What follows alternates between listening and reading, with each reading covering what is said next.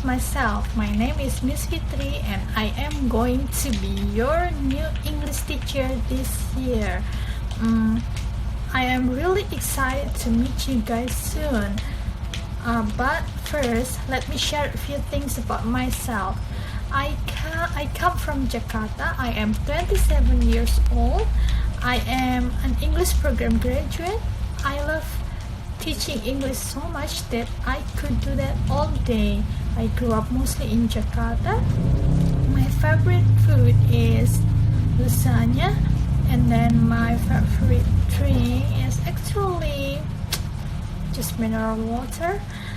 My hobbies are reading, watching Netflix, and I love listening music so much. Speaking of music, I am such a big fan of Queen and BTS. That's all from me. I hope I can meet you guys soon. Have a good day, everyone. Warahmatullahi wabarakatuh. Kali ini Miss Fit akan menjabarkan program pembelajaran bahasa Inggris untuk kelas 8 tahun akademik 2020-2021.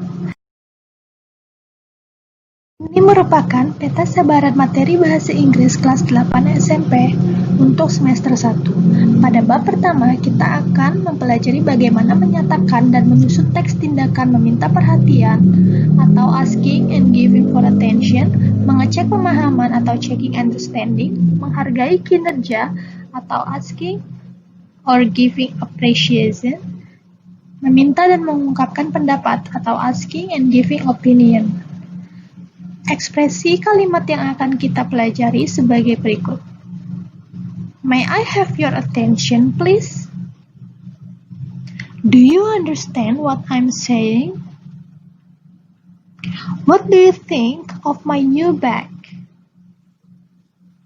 That's a good job. Pada bab 2, kita akan mempelajari bagaimana menyatakan dan menyusun teks tindakan memberi dan meminta informasi terkait kemampuan dan kemauan. Kemampuan di sini dalam bahasa Inggris disebut abilities, dan kemauan di sini disebut willingness. Ekspresi yang biasa kita gunakan dalam bahasa Inggris untuk menyatakan kemampuan atau menanyakan kemampuan adalah I can jump. Can you sing? I can swim. Can you swim?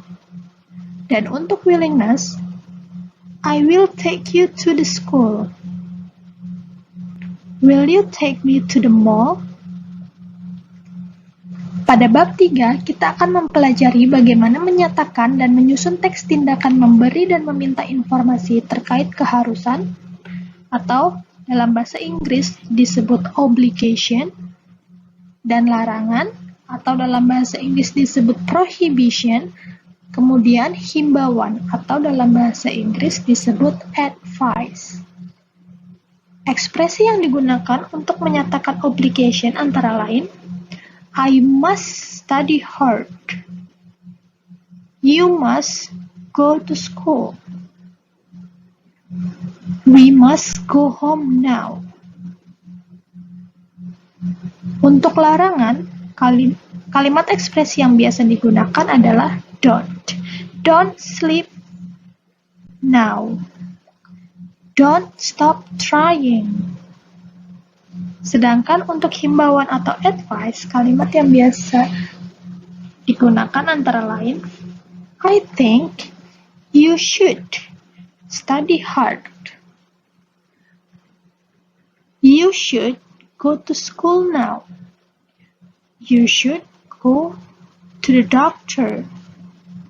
Pada bab 4, kita akan mempelajari bagaimana menyatakan dan menyusun teks tindakan menyuruh, mengajak, dan meminta izin. Menyuruh dalam bahasa Inggris disebut imperatives. Meminta izin dalam bahasa Inggris disebut permissions. Contoh kalimat ekspresi yang digunakan adalah Leave me alone. Can I go to the bathroom? Dan mengajak, do you want me to go to the mall with you? Do you want to see a movie together? Kemudian selanjutnya pada bab 5 kita akan mempelajari bagaimana membandingkan dan menyusun teks khusus dalam bentuk greeting cards atau kartu ucapan dan kemudian memberi informasi terkait dengan hari-hari spesial.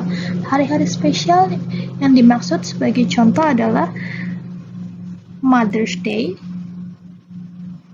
Teacher's Day, atau Father's Day. Pada bab 6 kita akan mempelajari bagaimana menerapkan dan menyusun teks tindakan memberi dan meminta informasi terkait keberadaan orang, benda, dan binatang. Sebagai contoh, do you know where is the man? Pada bab 7, kita akan mempelajari bagaimana menyatakan dan menyusun teks tindakan memberi dan meminta informasi terkait keadaan, tindakan, kegiatan, atau kejadian yang dilakukan secara rutin. Secara rutin di sini yang dimaksud adalah kegiatan yang kalian lakukan secara berulang-ulang, seperti pergi ke sekolah. Tenses yang digunakan yaitu simple present tense. Kita akan mempelajari bagaimana menggunakan simple present tense dalam kehidupan sehari-hari. Sebagai contoh, I go to school. She goes to school. They go to school. Pada bab 8, kita akan mempelajari bagaimana menyatakan dan menyusun teks tindakan memberi dan meminta informasi terkait keadaan, tindakan, kegiatan, kejadian yang sedang terjadi pada saat itu juga. Atau dalam bahasa Inggris sering kita sebut dengan present continuous tense. Contoh kalimat present continuous tense adalah I am studying right now. She is not studying now. Is she studying now? Kemudian, ada teknik penilaian mata pelajaran bahasa Inggris kelas 8 yang terdiri dari 5. Pertama, ada unjuk kerja atau performance. Kedua, ada penugasan yang berupa latihan soal atau project. Yang ketiga, ada hasil kerja atau produk. Produk yang dimaksud di sini adalah bisa berupa PR dan tugas lainnya. Yang keempat, ada tes tertulis atau ujian, bisa berupa pilihan ganda, paper, dan lain-lainnya. Yang kelima, ada penilaian sikap. Kemudian, penilaian berkelanjutan mata pelajaran bahasa Inggris bisa didukung dengan program remedial, yaitu pemberian tugas, pembelajaran ulang, belajar mandiri, atau belajar kelompok. Yang kedua, program pengayaan, yaitu penguatan pada kadar tertentu dengan memberi tugas membaca, diskusi, dan mengerjakan soal yang hasilnya dinilai dan kemudian akan dianalisis. Terakhir, yaitu skala penilaian. Rentang angka dari 86 sampai 100 merupakan hal yang sangat baik dengan predikat A. Rentang angka 71 sampai 85 kategori baik, yaitu predikatnya B. Rentang angka 56 sampai 70